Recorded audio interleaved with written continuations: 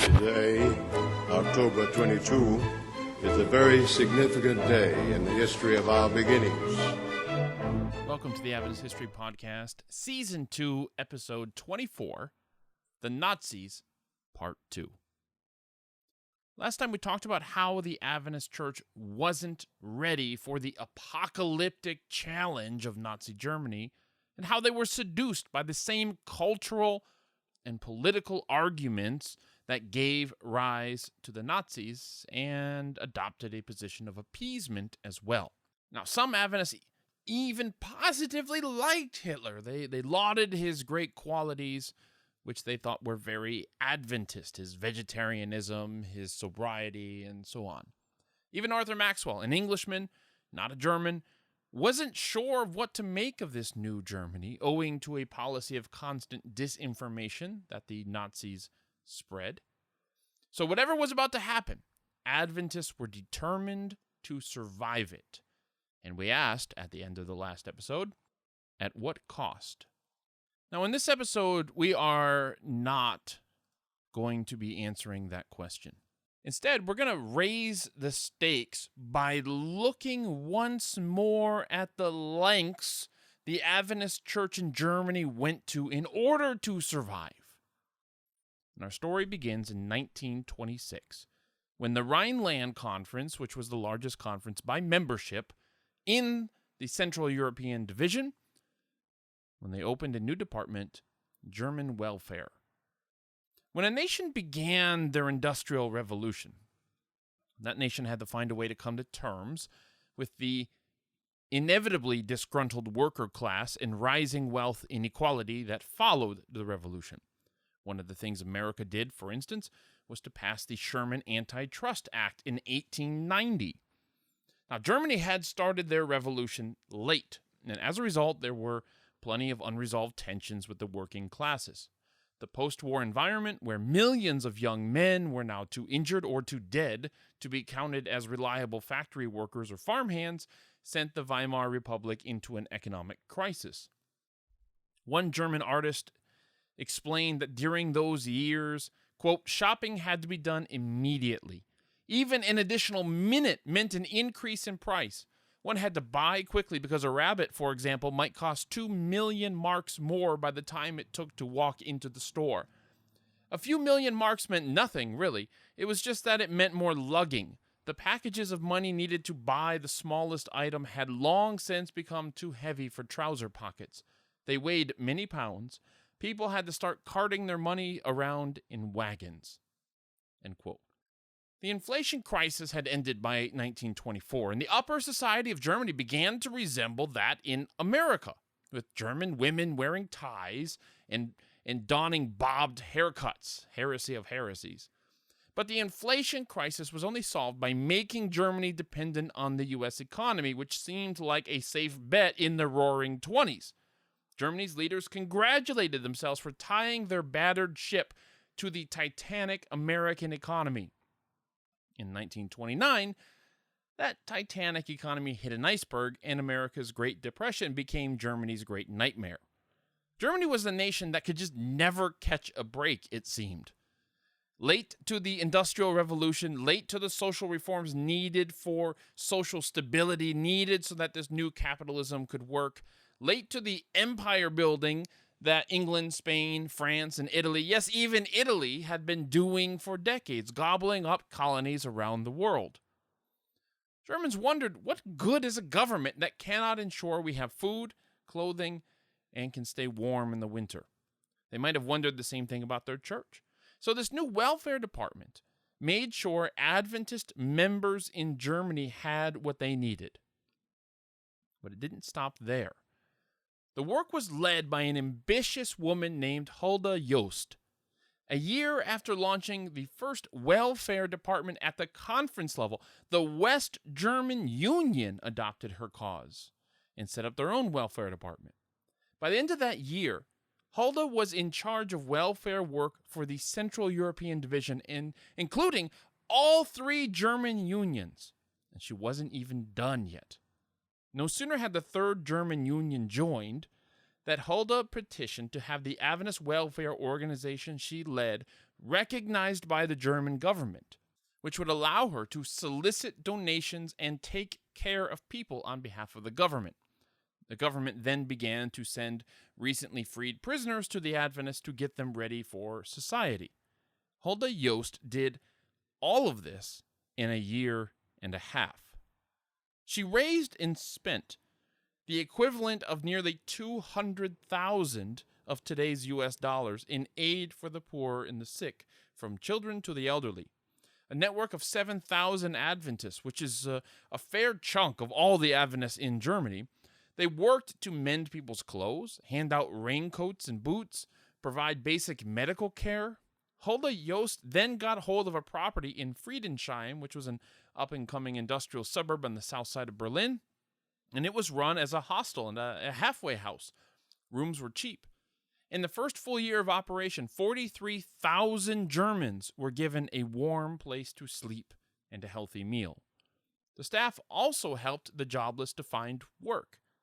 In one report, church leaders rejoiced, quote, "The distribution of welfare postage stamps was a source of liberal income to our churches," end quote. This welfare work in Germany was successful precisely at a moment where the church was struggling in other areas like education, because in the waning years of the Weimar Republic, private schools were suspect. But the German church rejoiced that the welfare work brought them such goodwill in German society, and Hulda Yost became a star. The rise of the Nazis was a setback, all right, because they looked at all the aid organizations, all the welfare organizations that had been authorized during the Republic, and they said, you guys are no longer authorized, you have to reapply. But it wasn't long before Hulda Yost had won the Nazis over too, and the Adventist Welfare Society became a constituent member of the National Socialist People's Welfare Program, as did the Salvation Army. Hulda Yost envisioned three great departments in the Adventist denomination. Evangelism, right, all those missionaries and pastors and teachers in denominational schools, the medical department, which is self-explanatory, and the welfare department. Now, Joseph Bates and James White founded that first department, right? John Harvey Kellogg the second, and so Hulda Yost imagined that she stood as the founder of the third great department of the Adventist work. And Yost was soaring. The General Conference noticed her and arranged for a letter from her to be printed in the Review.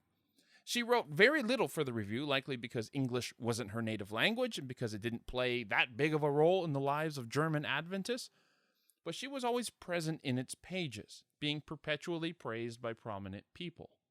Take that, alliteration. Even while Hulda found success, the Nazis began requiring government employees, including Adventists, to work on Saturday. Publications were banned. We talked a little bit about this in the last episode. And the Nazis were once again tightening their grip around the church. Now, the division president, G.W. Schubert, noticed that when a Methodist bishop started praising the Nazis in America, the government began granting them privileges. If only the Adventists could find somebody who would go to America and praise the Nazis in public. Who could it be, I wonder? Oh yeah, Hulda Yost. Yost already had contacts at the propaganda ministry, who were more than happy to help her plan the trip alongside the General Conference. In Washington, D.C., the Nazi ambassador, a man ironically named Luther, worked with J.L. McElhenney, who was months away from being elected General Conference president, to plan the trip. Referring to the rise of the Nazis, McElhenney declared that Yost was, quote, without question the Deborah or the Esther in this situation, end quote. American and German Adventists recognized that Yost's trip had to be successful so that the church in Germany could find some relief. Now, there's one detail I've left out of Hulda Yost's life so far, a detail that may shape your perception of her and of the church leaders in Germany at this time. I mentioned how Hulda started the church's welfare work in 1926 and took it to levels of influence no one had dreamed possible in 18 months. What I didn't mention was that 1926 was also the year that Hulda Yost became a Seventh-day Adventist. She was 39 years old. She launched the welfare ministry on April the 1st. Was she baptized in January? February? March? Is it possible she wasn't baptized at all when she began this ministry? But let's assume she was. That would mean that the Seventh-day Adventist Church in Germany allowed an energetic, charismatic, eminently gifted person who was still wet from the baptismal tank to become a division-level leader in a matter of months. And this woman would become the most prominent public Adventist in Germany. She's our Esther, our Deborah, who is going to save the church in Germany.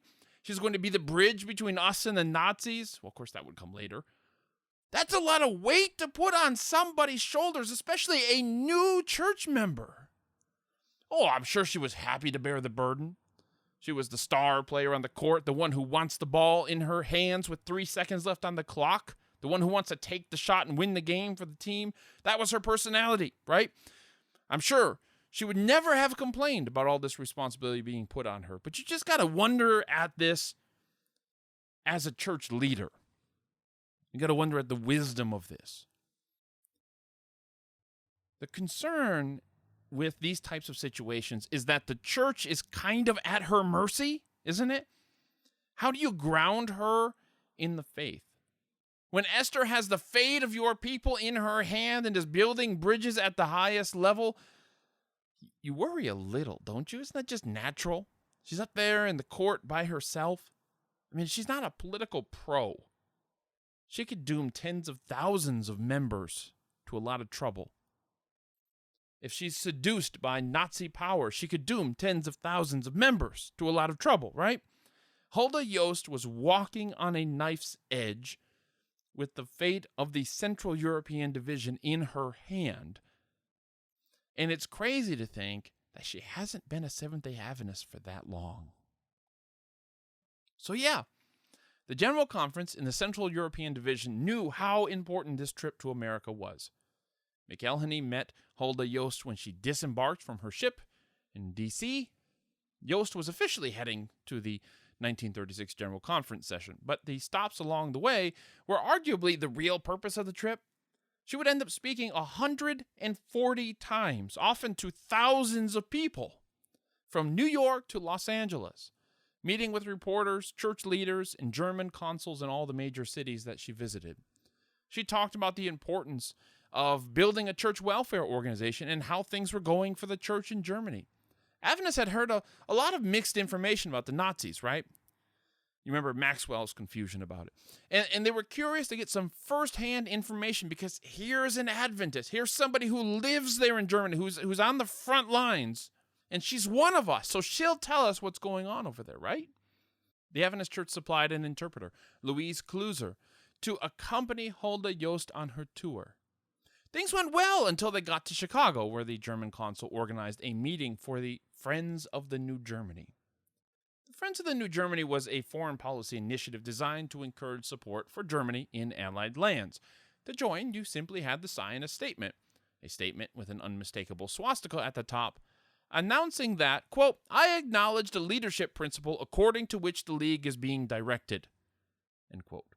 The leadership principle, you may recall from a previous episode, it sounds suspiciously like German consuls were asking German Americans to pledge personal loyalty to Hitler, right? The Führer. What's more, you had to affirm that you don't belong to a secret society like the Masons, and that you are of Aryan descent with no Jewish or African blood. America noticed this little foreign policy initiative.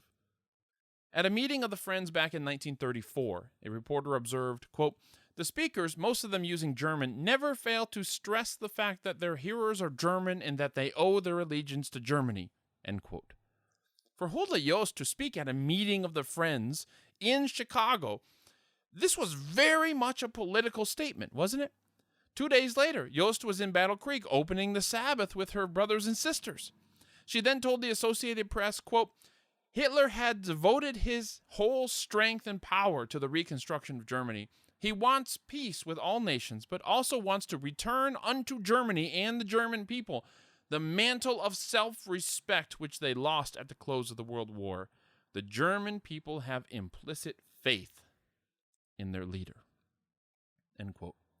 They have implicit faith in their leader. Hitler only wants peace. What about these rumors about the Jews being persecuted? Someone asked her. In fact, she got asked that question the most of all the questions that she was asked. That one was always at the top of the list. But she had an answer for that question. She said, quote, "Communism more than anything else is to blame for the condition of Jews in Germany today," end quote. The headlines in Adventist journals did not carry these quotes. They emphasized the parts of her speeches about the welfare work and very much ignored her praise of Hitler completely. The non-Adventist press did the opposite. Imagine being this Adventist in Battle Creek. You just heard this sister open the Sabbath. You just heard her preach at the Battle Creek Church. And then you pick up the Lansing State Journal and read this headline: Adventist lauds Hitler's efforts.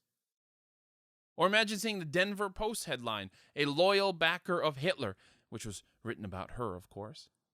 Closer, the interpreter, wrote to McElhenney that these speeches were turning into political rallies. An administrator at the Boulder Sanitarium warned Hulda to stick to preaching the gospel and to leave Hitler out of it. But how could she? There was such a difference between her religious and her political missions. Explicitly, she was invited by the General Conference to talk about her welfare work. The General Conference Committee decided, and I quote, "Feeling that she will be able to bring inspiration and help to our churches and institutions in America, it was voted that we extend an invitation to Ms. Hulda Yost to give a number of lectures on welfare work in our churches and institutions," end quote. Okay? That is explicitly why she was in America. But implicitly, the political goal of the trip was to lessen the pressure on the Adventist Church in Germany by praising the Nazis. And you could only do that if the Nazis noticed the nice things she said about them. It was inevitable that American Adventists were going to be riled up by her speeches. They wanted her to stick to religion and leave politics alone, but politics was the secret major reason for her trip. The Adventist Church wanted to win tolerance from the Nazis, just as the Methodists had done. The Nazis wanted to spread Nazism in America. The members in America didn't know any of this and must have been confused beyond words why their denomination was parading this pro-Nazi Adventist around the country and letting her say things that never would have been permitted in the church pulpit. There was generally a dim view of Germany during the 1930s. Why was their church leadership supporting this woman who was very obviously a Nazi apologist? Right? Hitler was a great guy. Hitler was a nice guy. Hitler is so misunderstood. Don't believe the things you Americans read in your newspapers. Why is our church sending this woman around our country to say this? Right? Like, you're not sending an evangelist through these major cities, parading him around, parading her around. You're sending this German Adventist, and the rumors began to fly that she was really being paid by the Nazi propaganda ministry as a tool, and that made it even worse that the church was parading her around. She was seen sitting next to conference presidents on 5-hour train rides, having a conversation. Was the whole church leadership, conferences, union, division, general conference, were they in collusion to push some kind of pro-Nazi view on us in America, right? Imagine you're sitting in the pews during this time. You're reading headline after headline as this Adventist. I mean, because it's big news, right? It's big news when an Adventist is in all the newspapers day after day after day. That whenever she comes to your city, it's a big deal. The Associated Press wants to interview her. Others want to interview her. The German consul wants to meet with her. I mean, this is a big deal if you're an Adventist. You're in a small denomination. And you think this woman made it?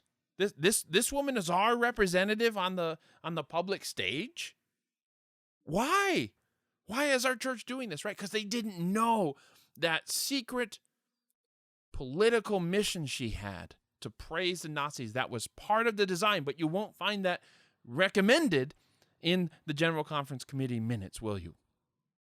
They didn't explicitly say this was the purpose, but it was understood that this is what she was here to do under the cover of coming to speak to American Adventists about welfare ministry. The whole thing was just surreal.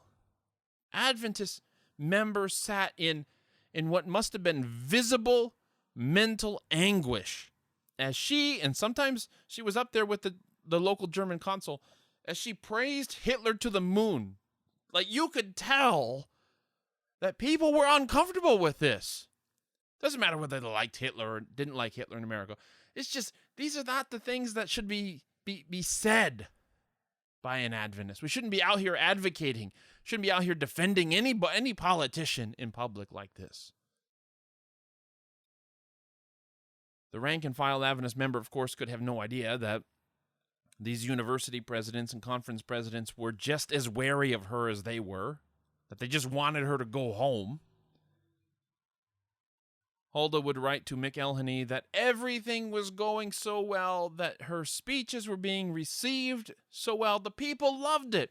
Then her interpreter would write to McElhenney saying the whole thing was a disaster and people hated it. She spoke 140 times. And then Hulda Yost wrote a letter to Hitler, explaining that she was about to speak before 15,000 Adventist delegates from around the world and lecture about German social welfare at the General Conference session. She told Hitler about the question she gets most frequently in America. Quote, first, the Jewish question. Second, does the Fuhrer want a war? Is he a nasty man? And how does the Fuhrer relate to the religious denominations? Are the Seventh-day Adventists outlawed? Were the Germans compelled to vote? End quote. Compelled to vote, presumably for Hitler, is what I think that question was getting at. In response to those questions, Hulda Yost affirmed, quote, it is to me a very great pleasure that in every case I was able to stand up for Germany's honor, justice for Germany, and German interests, end quote. Stand up for Germany's honor? Is that why you're in America, Miss Yost? Oh, her supporters might say she's just playing the game she was sent to play. Suck up to the Nazis. Put on a good show for them. But church leaders must have been wondering what you and what I are wondering. How do we know whether it is still an act? That's the problem with secret agents, isn't it? How do you know who they are really using? Are they really on our side? Was Hulda Yost a Nazi in the Adventist Church? Using the Adventist Church to spread Nazism? Or was she just an Adventist in the Nazi nightmare, dissembling and adapting to survive? Did Yost's letter to Hitler make it clear? In talking about this pleasure she felt to stand up for Germany's honor, she confessed, quote, it has not always been easy work, but I do it with conviction, end quote. She concluded her letter by asking for a personal audience. That will be, she said, the most beautiful reward for this great effort in behalf of our beloved fatherland. She wanted to meet Hitler. Now, there's no evidence that she ever actually met him or anyone in his inner circle, even though she spoke as if she knew his mind well. Hitler only wants peace. She'd never met him. She only ever wanted to meet him. That would be the most beautiful reward for this great effort for the fatherland. Was she still acting? If she was, the General Conference should give her an Oscar, the only Oscar the General Conference has ever given, because I honestly cannot tell. Local Adventist leaders were growing more and more annoyed with her. She, quote, hasn't helped us at all, one wrote. I haven't found anyone yet that really felt she did anything in behalf of the cause, end quote. When Yost made that point that the communists were really behind the attacks on the Jews, another Adventist leader noted, quote, this may be helping to create goodwill in Germany for our work, but I am certain that it is not helping the situation here in America. We want the goodwill of the Jews and the American people, end quote. Church leaders finally got Yost to tone it down just before the General Conference session when she was going through San Diego and Los Angeles. When she arrived in San Francisco, the local consul got her to speak to local Germans, again in favor of Hitler, but she didn't bring that stuff into the General Conference. Rather, she emphasized her Adventism. Under this new government, she told the delegates, quote, we have remained loyal to our principles. Every human being is our brother or our sister. End quote. She then praised the German government for providing, as it were, an umbrella over her work, protecting her from the rain. She asserted that Adventists had perfect liberty and were tolerated well in Germany. But were they? While she was in America, the German government began cracking down again on Adventists. She heard about the crackdown, but she said nothing to anyone at any of her stops. She just smiled and kept praising Hitler. Returning to Germany, Jost was horrified, personally disappointed, feeling personally betrayed that her government would do that to her while she was over in America praising them. Her request to meet with Hitler was repeatedly denied. He was simply too busy to meet with her. Then an anonymous letter in the Washington Post blasting the lack of religious liberty in Germany was blamed on the Adventists. The writer, after all, was from Silver Spring, Maryland, which is where the General Conference was. Propaganda ministry gave Jost a letter, told her to sign it as if it was from her, and send it to the Washington Post as a rebuttal. She wasn't comfortable doing that, so she edited it and sent a copy to the Review to publish as well, and the Review positively refused, feeling it was nothing but German propaganda. Jost did win a few battles on behalf of her church, however. When the Gestapo was about to come down on Adventist nurses, thinking that they were politically disloyal, she convinced the propaganda ministry to announce that nurses were in the clear. Because if the propaganda ministry could do that, what's the Gestapo going to do? Contradict their own government? The propaganda ministry also began sending her around the world, including to England, where she was the guest of von Ribbentrop, the man who would soon become Hitler's foreign minister. Jost was also tipped off to a Gestapo plan to ban the Adventist Church. She arranged to have a meeting with the Gestapo leader, who was shocked to find this woman standing in front of him, and for one reason or another, the plan was abandoned. Jost would die in her 40s. After growing ill on a trip to Scandinavia, she was taken to an Adventist sanitarium in Denmark, where her fate was uncertain for a few months. But she died while working on a plan to meet Hitler, yet again, and plead for the toleration of her church. Of course, it never happened. And as Roland Bleich notes, quote, "She did not live to see the true face of Nazism." End quote. And you have to wonder, if she did, would it have changed her mind? Her interpreter believed that Jost was playing with fire. The interpreter wrote, quote, "I feel she may bring to us in the future far more embarrassment than we can trust our brethren right close up to the problem in Europe to now see." End quote. That was an astute assessment. Jost was too close to the Nazi regime to see things clearly. Of course, Jost would have just said the Americans were too far away to see things clearly, but in the end, I think it's safe to say the Americans saw things more clearly. But Jost's problem wasn't just a matter of perspective. Her interpreter also learned that Jost thought the Jews got what they deserved. Whenever she was asked a question about the Jews in Germany, she was always more concerned about exonerating Hitler than showing any kind of empathy or concern for the Jews. It was always somebody else's fault that something was happening to the Jews. It was the communists' fault. Or in another occasion, she compared the fate of the Jews in Germany to that of blacks in America with the lynch mobs. After all, it's not Franklin Roosevelt's fault that black people in America are being lynched. Neither is it Hitler's fault that Jews are being persecuted in Germany. She was always concerned about making sure the blame didn't fall on Hitler. It was always somebody else's fault.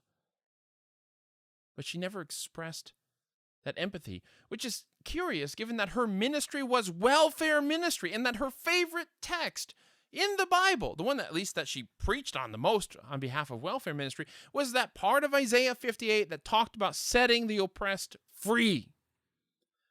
The list of ethical concerns that we could raise with her is long. Of course, she intimated that close relationship with top Nazi officials, which of course she didn't have. She reassured American audiences of the great amount of religious freedom that Adventists had in Germany, which of course they didn't actually have, and she knew it. I mean, that's the whole reason why she was in America, was to win for Adventists in Germany more religious freedom. The Hulda Jost affair it's difficult to parse. We're no clearer to answering that larger question. Was she a Nazi true believer, using the church to spread National Socialism? Or was she an Adventist Esther, just doing her best in a land of little life and death decisions? Or maybe there was something of each going on, right? A woman trying to reconcile her loyalties to God and to country. Did she bend too far? Adventist leaders in America thought so. As her translator said, quote, on some points, principle must be above expediency, end quote. That Hulda Jost helped tens of thousands of Germans with basic needs is undeniably heroic work. That she was a tool of the Nazi propaganda ministry, and that she largely cooperated with being a tool of the Nazi propaganda ministry is also undeniable. That she was able to use her connections to help her church is also clear, undeniable. Adventists in America didn't see this side of her until long after she was dead. So it's not for us to judge her. But one thing is really interesting about her connection in Adventist history. No two individuals did more to orient Adventists towards an organized social justice ministry than John Harvey Kellogg and Hulda Jost. And of course, Kellogg's work was tainted by his panentheism, and Jost's was tainted by her connection to Nazi Germany. That third department of Adventism, that welfare work, just never seems to have gotten a fair chance to get off the ground in Adventist history. Who knows what would have happened if Jost could have met Hitler? I mean, if anyone in Adventism was capable of persuading Hitler to tolerate the Adventist Church, it was her. She was a captivating speaker. And the reason for that is exactly what she mentioned in the letter to Hitler. It was her conviction. She was absolutely certain in what she believed, in welfare ministry, that this was the work God had given her to do. I think she could have persuaded Hitler if he was willing to be persuaded. Would Adventism have enjoyed a higher status for the duration of the Third Reich? We will never know. Despite all of the hard work and tireless propagandizing she did on behalf of her country, Adventism was ultimately no better off, in the end, than if she had done nothing. Because she made the mistake that many other German Adventists made in assuming that the Nazis were arguing in good faith, that they were honestly concerned with the truth and wanting to do justice and fairness to their people. But they didn't. When you read Gestapo memos now, sometimes they mocked churches like the Adventist Church who were trying so hard to win their favor. They'd make fun of them because they knew that they were never going to be impressed. They knew that they were never going to come around. And they laughed that the Adventists were so naive that they thought they would. So Hulda Jost expended so much energy, so much talent in trying to win protection for her church and for her ministry that in the end meant nothing. And with war clouds gathering over Europe, it was about to get a lot worse. And this time, Adventists would have no one in the German government to protect them. And we'll talk about that next time.